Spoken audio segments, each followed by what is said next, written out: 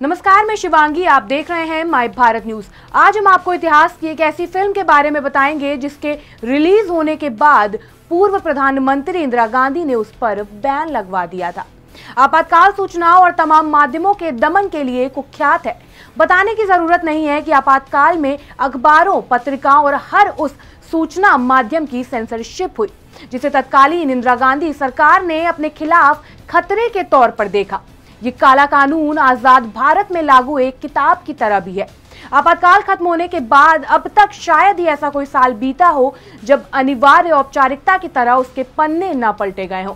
लेकिन जिस तरह की मुखिया पर तमाम सूचना माध्यमों के दमन का दाग लगा, फिल्मों के प्रिंट जलाए गए, कलाकारों का उत्पीड़न किया गया और तमाम फिल्में की बिना वजह सेंसरशिप हुई, उसी की सरकार बाद में आपातकाल की कालिक से ठीक उलट नजर आती है। एक बातचीत में दर्ज ये किस्सा आज लगभग अनसुना है।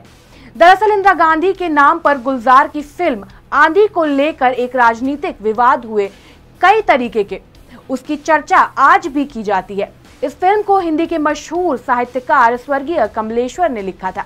किस्सा भी उन्हीं से जुड़ा है, तो आइए जानते हैं। 1980 में जनता पार्टी की सरकार के पतन के बाद जब इंदिरा की फिर से केंद्र की सरकार में वापसी हुई, उन्होंने कमलेश्वर को दूरदर्शन के एडिशनल डायरेक्टर जनरल के रूप में बड़ी जिम्मेदारी सौंपी। इंदिरा गांधी ने 1980 में कमलेश्वर को दूरदर्शन का निदेशक बनाया, ये जानते हुए भी कि कमलेश्वर ने आंधी जैसी फिल्म लिखी। कमलेश्वर ने बहुत साल पहले अपनी नियुक्ति से जुड़ा एक किस्सा साझा किया था। बता दें, उन्होंने नियुक्ति से पहले इंदिरा गांधी से हुई मजेदार बातचीत का जिक्र किया था। अब आप सोच रहे होंगे कि कमलेश्वर ने क्या बताया था, तो आइए आपको भी बताते हैं।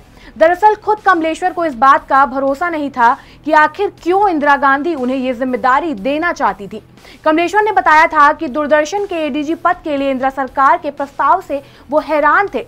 इस सिलसिले में जब कमलेश्वर इंदिरा के सामने पहुंचे तो उन्होंने पूछा कि आपको मालूम है कि मैंने ही आंधी लिखी थी। इंदिरा का जवाब था, हाँ पता है। तुरंत ही उन्होंने ये भी कहा, इसलिए आपको ये जिम्मेदारी दूरदर्शन निदेशक के पद पर दे रही हूँ।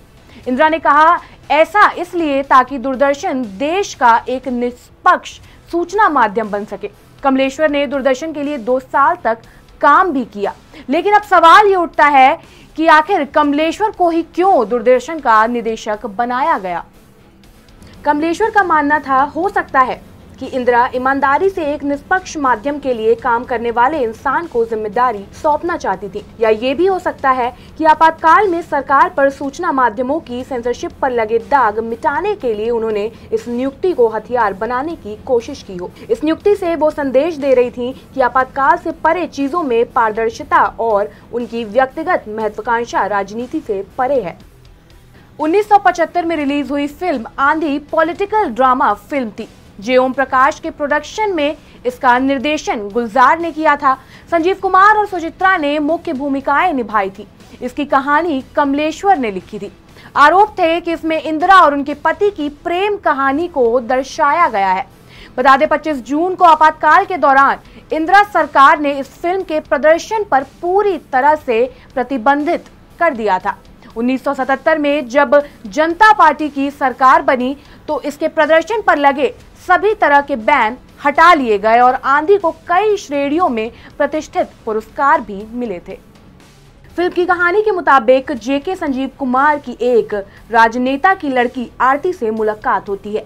दोनों में प्यार होता है और वो शादी कर लेते हैं। बाद में तनाव के बाद दोनों अलग होने का फैसला कर लेते हैं। जेके पत्नी से अलग होटल कारोबार में लग जाता है। बहुत साल बाद एक इलेक्शन कैंपेन में आरती उसी होटल में पहुंचती है जहां जेके है। कहानी आगे बढ़ती है और दोनों में फिर प्यार पनपने लगता है। सुचित्रा के किरदार को इंदिरा से जोड़कर देखा गया। हालांकि फिल्म की कहानी के सिरे इंदिरा के जीवन से मिलते जुलते नहीं लगते, पर फिल्म में दिखाया गया उनका लुक इंदिरा गांधी से काफी करीब है।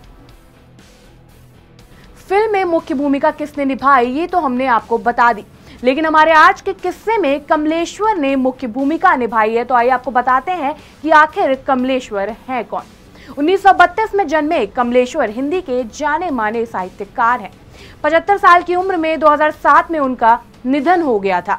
आंधी, मौसम, रजनीगंधा, छोटी सी बात, रंग बिरंगी और दी बर्निंग ट्रेन जैसी कई फिल्मों की कहानियां उन्होंने लिखी थी।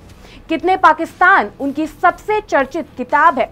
उन्हें उपन्यास, कहानियों और फिल्मी पटकथाओं के लिए याद आज भी किया जाता है। उन्हें साहित्य अकादमी अवार्ड और पद्म भूषण से भी सम्मान किया गया था।